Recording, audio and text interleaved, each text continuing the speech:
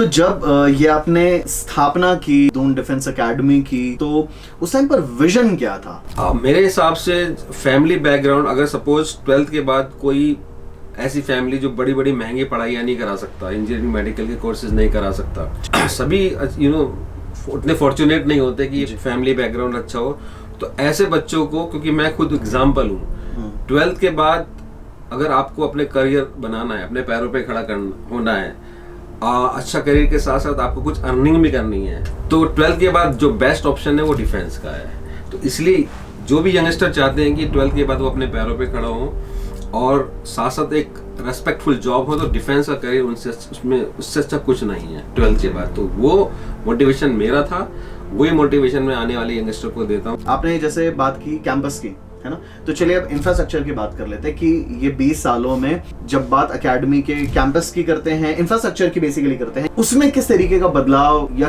बेहतरी आपने क्या क्या हासिल की है 20 सालों में? डिफेंस की कोचिंग में एक चीज है जो जनरली इंजीनियरिंग और मेडिकल की उसमें नहीं है। आफ्टर क्वालिफाइंग रिटन टेस्ट आपको एसएसबी में जाना पड़ता है, इंटरव्यू में जाना पड़ता है, फिजिकल ऑब्स्टिकल्स करने पड़ते हैं, फिर मेडिकल होता है, तो बहुत सारे इसमें स्टेप्स हैं। तो उसके लिए आपके पास अगर इंफ्रास्ट्रक्चर नहीं है जी, आपके पास सुविधाएं नहीं है जो बच्चों को आने वाले टाइम पे वहाँ पे जहाँ भी वो परफॉर्म करेंगे, अगर वो नहीं है, प्रैक्टिकली नहीं है, सोचना अलग बात है और होना अलग बात है। इसलिए इंफ्रास्ट्रक्चर का मैंने बहुत खास तौर से ध्यान रखा है और आपने देखा होगा कितना बेहतरीन इंफ्रास्ट्रक्चर हमने बनाया, हर चीज क्लास से लेके ग्राउंड तक परफेक्ट है और एज पर रिक्वायरमेंट है। जब आपने दून डिफेंस एकेडमी की आपने नींव रखी, तो क्या वो चैलेंजेस थे जो आपके सामने आए? अगर किसी को कोई भी चीज इजीली मिल जाए ना जी, बिना कोई मेहनत किए या लक के थ्रू या व्हाटएवर जो भी लगा लो, तो उसकी वैल्यू वो नहीं समझता और वो इतना लंबे तक नहीं चलती। जैसे आप 20 साल 21 साल हो गए एकेडमी को, उस टाइम पे रिटायरमेंट के बाद 4,68,000 रुपीज मुझे मिले थे। मेरे साथ मेरी वाइफ थी, मेरा छोटा लड़का था और मेरा जुनून था। मेरे अराउंड 600 बैचमेट हैं, मैं ओनली ऐसा था जिसने इस फील्ड में जाने का सोचा। P1 भी मैं था, कंप्यूटर टाइपिस्ट भी मैं था, पढ़ाने वाला भी मैं था, पर्चे बांटने वाला भी मैं था, सफाई वाला भी मैं था, और एक छोटे से रूम में एक छोटे से ऑफिस से शुरुआत की थी। शुरू के 2-3 साल लगा कि शायद गलत डिसीजन तो नहीं हो गया।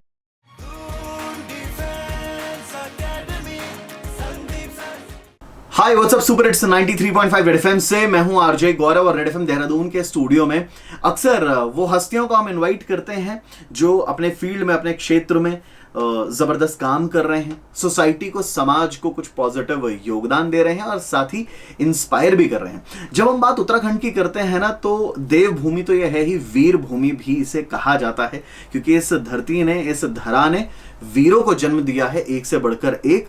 और जब बात वीरों की होती है, यहाँ डिफेंस की फील्ड की जरूर यहाँ पर बात होती है।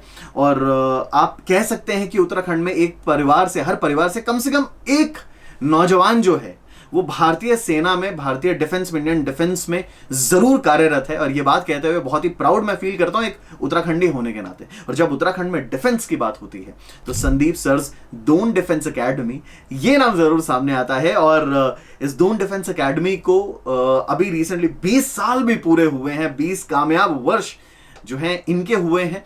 तो इसी बारे में बात करने के लिए हमारे साथ आज वो पर्सन है जो मैं बिल्कुल कहूंगा कि जैसे कहते हैं कि मैं अकेला ही चला था जाने पे मंजिल, मगर लोग जुड़ते गए, कारवां बनता गया।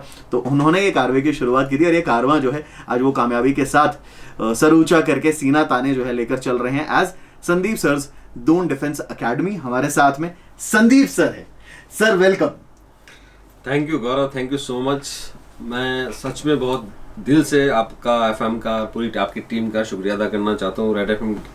और टाइम लग गया काफी, आप बहुत टाइम से बुला रहे थे जी बिल्कुल लेकिन आप देख रहे हैं मेरा थोड़ा व्यस्त शेड्यूल रहता है। हाँ जी। बट आज मैंने सोचा कि चलते ही हैं और इस उम्मीद के साथ और इस आशा के साथ आपके साथ आया हूँ कि जो भी लोग लिसनर जो सुनेंगे हमारी बातें, वो उनके काम आएंगी उनके जीवन में, जो डिफेंस एस्पिरेंट्स हैं, जो मर्चेंट नेवी के एस्पिरेंट्स हैं। तो thank you very much for calling me जी। अच्छा सर, शुरुआत बातचीत की करते हैं, आपकी जो पर्सनल जर्नी जो रही है ना, सबसे पहला सवाल मैं वहीं से करना चाहूंगा कि किस तरीके से आपने शुरुआत की और Sandeep sir's Doon defence academy का ये जो आइडिया आपने आइडिएट किया, जो कंसेप्चुलाइज हुआ, वो बीज कहाँ अंकुरित हुआ, कैसे हुआ, वहां से शुरुआत करेंगे। कोइंसिडेंस है, आज जुलाई का महीना है ये। हाँ जी। और 2 जुलाई 1990 को मैंने इंडियन नेवी ज्वाइन की थी जी। 35 साल कंप्लीट हो गए हैं। क्या बात है, कांग्रेचुलेशंस। Thank you.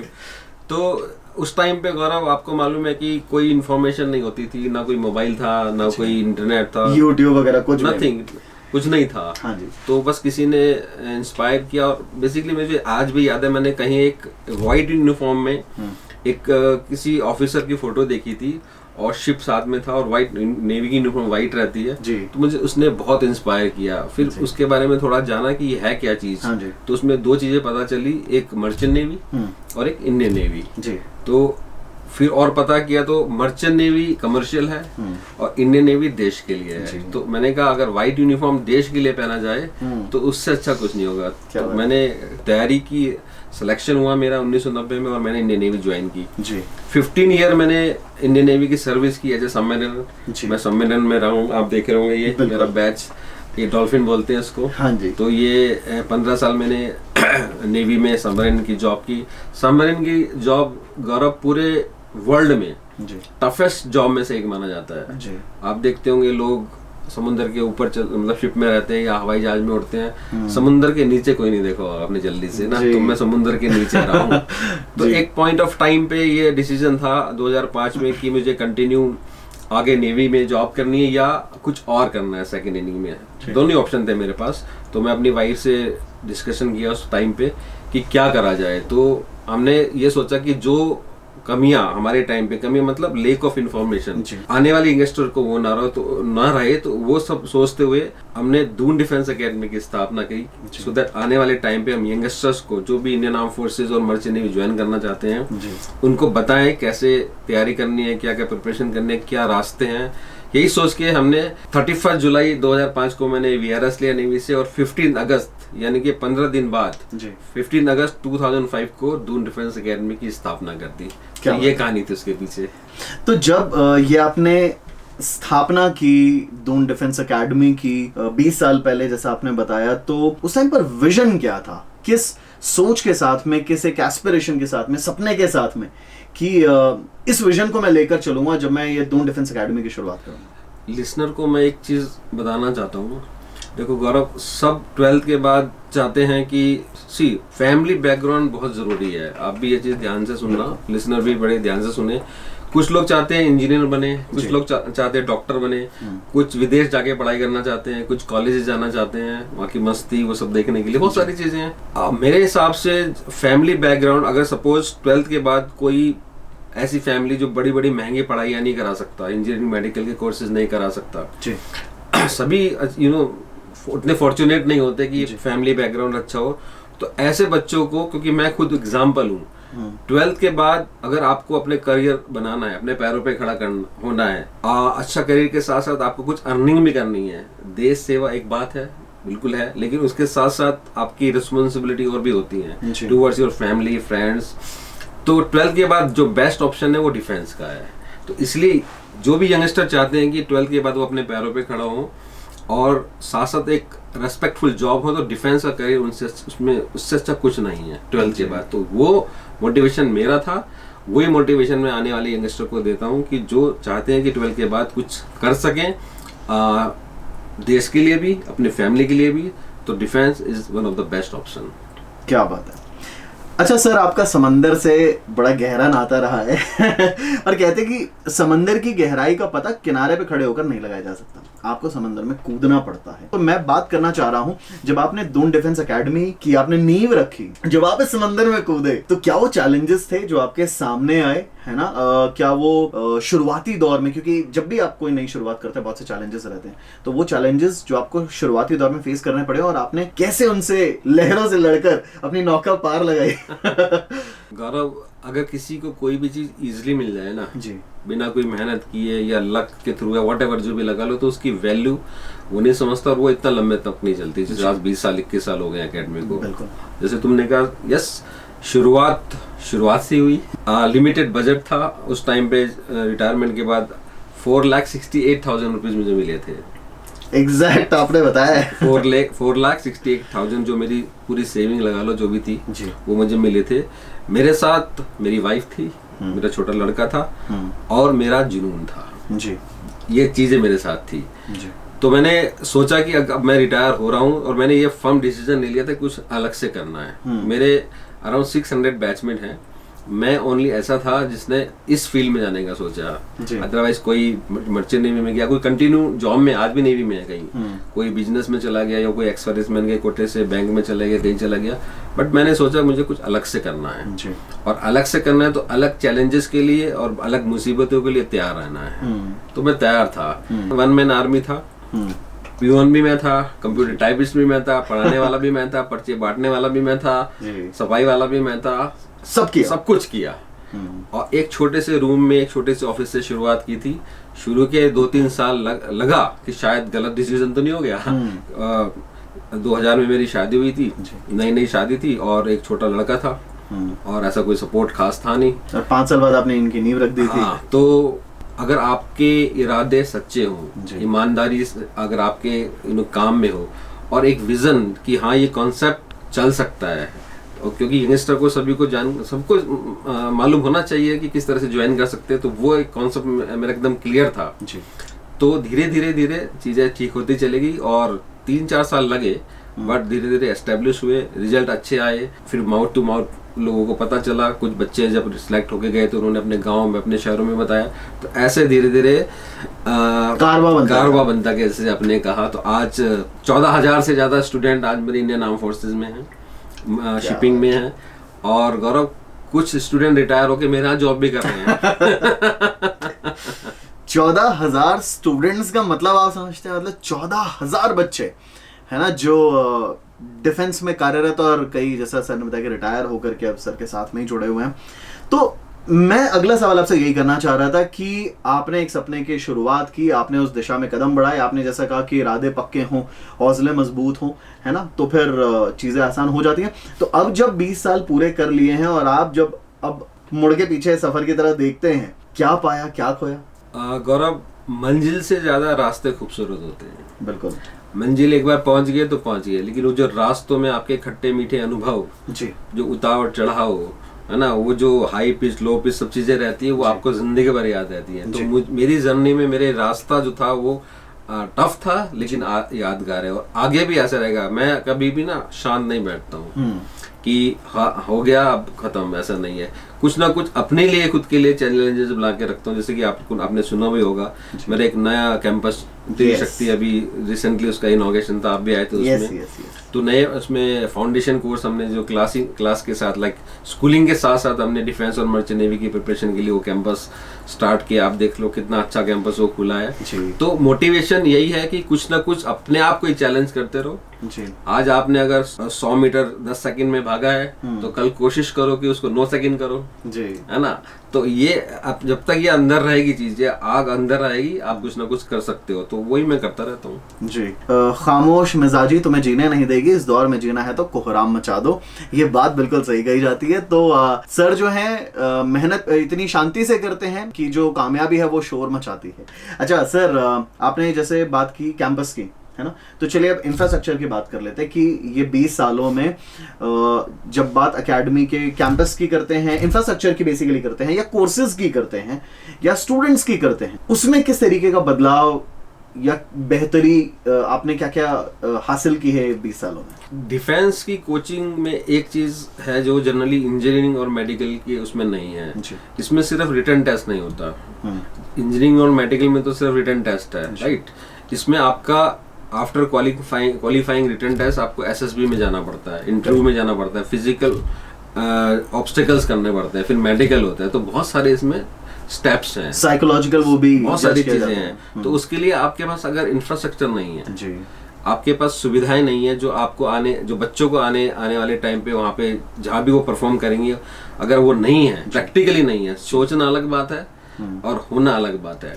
मैं हमेशा स्टूडेंट से कहता हूँ, जो बच्चे आजकल मोबाइल वगैरह पे लगे रहते हैं, वो गेम देखते हो ना, आप गेम खेलते रहते हैं, तो मैं उनको ये कहता हूँ कि आपको क्या पबजी का सोल्जर बनना है कि आपको रियल सोल्जर बनना है? अगर पबजी का बनना है तो आप खेलते रहो मोबाइल, लेकिन अगर आपको रियल का सोल्जर बनना है तो आपको ग्राउंड पे आना पड़ेगा, वो ऑब्स्टिकल कंप्लीट करने पड़ेंगे, वो रेस पूरी करनी पड़ेगी। पढ़ाई अलग पार्ट है, बट वो भी बहुत इंपॉर्टेंट है। इसलिए इंफ्रास्ट्रक्चर का मैंने बहुत खास तौर से ध्यान रखा है, और आपने देखा होगा कितना बेहतरीन इंफ्रास्ट्रक्चर हमने बनाया, हर चीज क्लास से लेके ग्राउंड तक परफेक्ट है और एज पर रिक्वायरमेंट है। जी जी जी। अच्छा, कोर्सेज की जैसे बात करें तो एनडीए के अलावा और कौन कौन से कोर्सेज हैं जो एकेडमी में ऑफर किए जाते हैं, जिनको लेकर वहां पर तैयारी जो है वो कराई जाती है? दून डिफेंस एकेडमी में आफ्टर 12th एनडीए, आर्मी टैक, नेवी टैक, मर्चेंट नेवी, अग्निवीर की एंट्री अभी आपने सुना होगा, अग्निवीर के थ्रू इंडियन नेवल डिफेंस में जा सकते हैं, जिसमें एयरफोर्स में, आर्मी में, नेवी में, राइट, और मर्चेंट नेवी में डेक कैडेट है, मराइन इंजीनियरिंग है। ये तो हो गया 12th के बेस पे। उसके बाद और एक चीज इंपॉर्टेंट जो गर्ल्स सुन रही है मुझे, गर्ल्स भी अब एनडीए जा सकती है। अभी हाल ही में एनडीए का फर्स्ट बैच जो गर्ल्स का वो पास आउट हुआ है, और हमारे यहाँ से भी बहुत सारी गर्ल्स एनडीए ज्वाइन की हैं। पहले ये 12th के बाद नहीं था। Girls can join after only graduation, but अभी 12th के बाद न सिर्फ एनडीए में, अग्निवीर में भी जा सकती हैं गर्ल्स। हाँ जी। तो गर्ल्स के लिए भी एक अपॉर्चुनिटी अच्छी खुली है। बाकी सीडीएस, ओटीए, एफकेट ये ग्रेजुएशन के बाद होता है। इनफैक्ट जैसे आपने जब गर्ल्स को लेकर बात की तो मैं पूछने वाला था कि जो फीमेल डिफेंस के एस्पिरेंट्स हैं उनके लिए दून डिफेंस एकेडमी में क्या खास है, किस तरीके की नेसेसरी सुविधाएं वहां पर स्पेशली अगर फीमेल स्टूडेंट्स की बात करें उनके लिए हैं? आपने बड़ा अच्छा सवाल किया। गर्ल्स सोसाइटी में 50% उनकी भागीदारी है ना, और कई जगह तो सिर्फ बातों में है, कई जगह है, कई जगह सिर्फ बातों में है। हाँ, हमारे यहाँ बातों में नहीं होता। हमारी पूरी टीम की कोशिश रहती है कि गर्ल्स को भी ज्यादा से ज्यादा प्रमोट किया जाए, क्योंकि जब गवर्नमेंट ने रास्ता दिखाई दिया है, भले ही थोड़ी कम स्ट्रेंथ से बिगिनिंग है, लेकिन बिगिनिंग तो हुई है, कहीं शुरुआत तो हुई है। तो गर्ल्स को हमने स्पेसिफिकली हर कोर्स में, चाहे हमारा वो एनडीए का हो, अग्निवीर का हो, मर्चेंट नेवी का हो, कोई भी कोर्स हो, उसमें बहुत फीस कंसेशन दिया है जी। और एसएसबी के लिए गर्ल्स एनडीए के थ्रू जो एंट्री में जाना चाहती है, अगर उन्होंने सपोज हमारे यहाँ से पढ़ाई नहीं भी की है, सपोज वो कहीं और से पढ़ रही हैं और उन्होंने एनडीए का रिटन टेस्ट क्वालिफाई किया है, तो एसएसबी फ्री ऑफ कॉस्ट है गर्ल्स के लिए, सो दैट मैक्सिमम गर्ल्स को मौका मिले आगे बढ़ने का, आगे जाने का। और बड़ी खुशी होती है मैं जब देखता हूँ कि बहुत सारी गर्ल्स आज डीडीए के थ्रू एनडीए गई हैं, अग्निवीर की एंट्री में गई हैं, मर्चेंट नेवी में गई हैं। तो गर्ल्स का, और हमारी जो मेरी वाइफ है, जो डिप्टी डायरेक्टर मैम है दिव्या असफाल गुप्ता, उनका भी यही कहना है कि 50% भागीदार मैं भी हूँ। अगर 50% आप है तो मैं भी हूँ, तो उतना ही आपको रेशो रखना पड़ेगा गर्ल्स के लिए। क्या बात है, ये तो शुक्रिया फिर मैम का भी बनता है क्योंकि एक्चुअल में समाज के हर क्षेत्र में महिलाओं की जो है भागीदारी है, तो डिफेंस में भी अब है, और फिर आप जो स्पेशल कंसेशंस है ना वो जो आप दे रहे हैं फीमेल स्टूडेंट्स को, ये बहुत ही इंपॉर्टेंट बात। जितने फीमेल स्टूडेंट्स के पेरेंट्स ये वीडियो देखेंगे या जो बात सुनेंगे तो आपके लिए ये है। अच्छा, प्रथम पग फाउंडेशन कोर्स, इसकी भी एक पहल हुई है, तो ये मैं जानना चाहता हूँ, इसके बारे में थोड़ा बताएं, और ये बाकी कोर्सेज से क्या कुछ अलग है? प्रथम पग यानी कि फर्स्ट स्टेप। हाँ जी। अब जनरली क्या होता है कि जब हम स्कूल जाते हैं, हाँ जी, आप भी गए होंगे, हम भी गए हैं, और आजकल जनरेशन जो स्कूल जा रही है तो एक क्लूलेस है कि क्या करें। कोई कहता है फ्रेंड इंजीनियरिंग कर लो, चलो इंजीनियरिंग कर लेते हैं। कोई कहता है कि मेडिकल चलते तो मेडिकल चल लेते हैं। मतलब अपना दिमाग कम लगाते हैं, या सोशल मीडिया पे, या कोई ज्ञानी बाबा जो आजकल बैठे हैं सोशल मीडिया पे, उनका ज्ञान सुन लिया और इन्फ्लुएंस हो जाते हैं। मैं ये कहता हूँ कि हमारे पास जो प्रथम पग यानी कि फाउंडेशन कोर्स है, आप उसमें आए। वो 8 से है, बॉयज के लिए 8 to 12 है, गर्ल्स के लिए 11 and 12 है। 2 साल 3 साल एक बार अपने आप को देखे पहले, राइट। स्कूलिंग अच्छी होगी, स्कूलिंग वो कहीं भी करेगा, यहाँ भी कर सकता है ना, उसमें उसको कोई लॉस नहीं है। तो 2 साल में सपोज कोई 10th के बाद आता है, चाहे वो बॉय हो या गर्ल हो, 2 साल हमारे पास रहता है। तो हमने जो ट्रेनिंग का शेड्यूल रखा है वो एग्जैक्टली एनडीए जैसा रखा हुआ है, जैसे और आईआरएमसी जैसा रखा हुआ है। तो एटलीस्ट 2 साल बाद वो डिसाइड कर लेगा कि भाई ये मेरे लिए है कि नहीं है, या मैं कुछ और सोचूं। और सपोज कोई 12th के बाद एनडीए ज्वाइन कर लेता है, आपको शायद जानकर हैरानी होगी कि बहुत सारे जो क्वालिफाई करते हैं एनडीए, वहाँ एनडीए छोड़ के चले जाते हैं। अच्छा रैंक वाले भी, अभी last to last year AIR 1 छोड़ के गया वहां से, ऑल इंडिया रैंक 1 एनडीए छोड़ गया। उसको सिर्फ बाहर से मालूम था जी, अंदर जब वो गया तब पता चला रियलिटी क्या है। मॉर्निंग 5 बजे से रात को 11 बजे तक जो उसकी भागा दौड़ी रहती है, वो सहन नहीं कर पाया, उसको प्रैक्टिस उसकी रही नहीं होगी, है ना, ऑब्वियसली। बट इस फाउंडेशन कोर्स की खूबसूरती यही है कि 2 साल वो प्रिपेयर हो जाता है। पढ़ाई में भी और फिजिकली भी। अब वो डिसाइड कर सकता है 2 साल के बाद कि यस एनडीए मेरे लिए सही है, आर्मी नेवी और एयरफोर्स मेरे लिए सही है कि नहीं है। अगर लगता है कि नहीं मैं ऐसा कर नहीं पाऊंगा तो वो कुछ और ऑप्ट कर ले। बहुत फेयर आइडिया उसको लग जाता है। ये खूबसूरती है प्रथम पग कोर्स की। ओके जब हम बात ये कर रहे हैं कि देहरादून में या फिर बात उत्तराखंड की भी करें और डिफेंस के कोचिंग सेंटर्स की बात करें या अकेडमीज की बात करें, है ना, और भी हैं, Sandeep sir Doon defence academy में क्यों आए? स्टूडेंट्स जो हैं वो यहाँ पर क्यों आए? कैसे अलग है? पेरेंट्स यहाँ ऑप्ट करें, क्यों करें?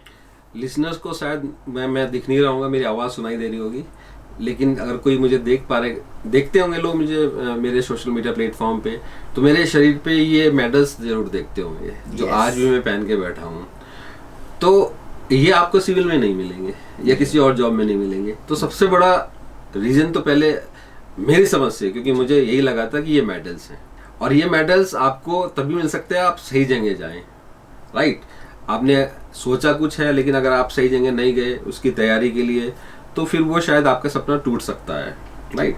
तो जो भी मुझे सुन रहे हैं, Sandeep sir Doon defence academy क्यों चूज करें? क्योंकि मैं खुद इंडियन नेवी से रिटायर्ड हूँ, 20-21 साल का एक्सपीरियंस है, और हर एक कंपटीशन का जो 12th के बेस पे हो या 12th के बाद ग्रेजुएशन के बेस पे हो, उसको कैसे क्रैक करे उसका एक्सपीरियंस है। हमारी बहुत अच्छी टीम है, मेंटोर हैं, स्टाफ है जो आपको सही डायरेक्शन देंगे। और अभी जैसे कि आपको मैंने बताया कि 14,000 स्टूडेंट का रिकॉर्ड है सिलेक्शन का, तो ऑब्वियसली वो छुपता तो नहीं है। आज ऐसा कोई भी गांव, ऐसा कोई भी कस्बा, ऐसा कोई भी शहर नहीं है जहाँ के डीडी डायमंड्स आज इंडियन आर्म फोर्सेज में अपना परचम ना लहरा रही हूँ। हर जगह से स्टूडेंट है, तो एक दूसरे का पता चलता ही है, तो वो हमारी क्रेडिबिलिटी है। आप लगा लीजिए हमारे डीडी डायमंड, मैं अपने स्टूडेंट को डीडी डायमंड्स बोलता हूँ, जो मेरे स्टूडेंट है उनको मैं डायमंड्स बोलता हूँ। तो उनकी चमक पूरे हिंदुस्तान में बिखरी हुई है, और कोई ना कोई उनको देख के इंस्पायर होता है, और इसलिए Sandeep sir Doon defence academy में आता है। बिल्कुल। तो फाइनल वर्ड्स उन स्टूडेंट्स के लिए जो डिफेंस में आने के लिए एस्पायर करते हैं, क्योंकि आज के यंगस्टर्स की अगर बात करें ना, तो एक बात कही जाती है कि they are after quick fame. उनको बहुत जल्द में फेम चाहिए, इंस्टाग्राम पर वायरल हो जाएं, यूट्यूब पर छा जाएं, ये कर ले वो कर ले। लेकिन वो बच्चे जो आज भी देश के लिए सपना देख रहे हैं, एस्पिरेंट्स हैं, उनसे क्या कहेंगे?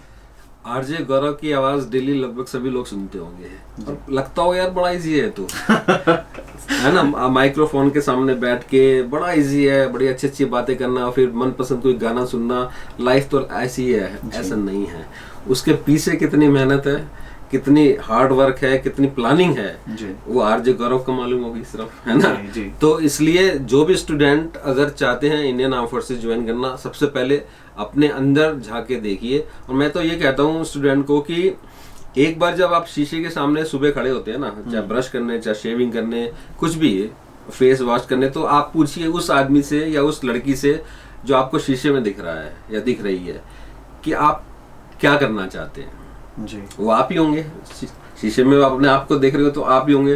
तो ये क्वेश्चन आप एटलीस्ट वीक में एक बार तो जरूर करिए अपने आप से कि क्या करना चाहते हैं।